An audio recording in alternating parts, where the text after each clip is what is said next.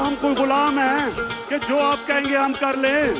जब तक मेरे में खून है मैं अपनी कौम को किसी के सामने झुकने नहीं दूंगा। तुसी दिलां विच वसदे हो खान जी, तुहाडे नाल खड़ा पाकिस्तान जी, ताइयों सजे आए अज मैदान जी, ते तू खड़ गया विच विशकार कर पटा दे दिल हिलदे जदों मारदा है खान ललकार कर पटा दे दिल हिलदे जदों मारदा है खान ललकार कर पटा दे दिल हिलदे।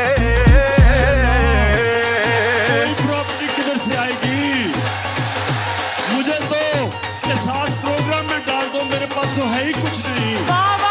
इत्थे वारो वारी आके सारे मुल्क लुटी जांदे, जदों दा आया वे खान बिल्ला विच छुपी जांदे, कंपे टांग जाती हैं और सांसें फूल जाती हैं, फिर बीमारी के बहाने फ्लाइट्स लंदन जाती हैं। ये सारे बुज़दिल हैं सब, बिगी बिल्ली से शेर ओ हान कल्ला ही काफी है, हान कल्ला सवा शेर, सब करप्टों की मंजिल अब होगी जे, बस बल्ले उत्ते मोरा ला दो एक बारी फिर। बादशाहों की कौम के हुक्मरान है बेकारी, सारे चोर इकट्ठे होके करे कौम की खवारी, पाकिस्तान हमारा मुल्क है इनके बाप की जगीरी, करे अमेरिका की गुलामी हम इन जैसे को हकीर नहीं, न अहलों के बच्चे हैं ये बेवकूफ से, खान से मुकाबला ना हो पाएगा इनसे, जब पड़ता है हान से पाला फिर कहते हैं मुझे क्यों निकाला।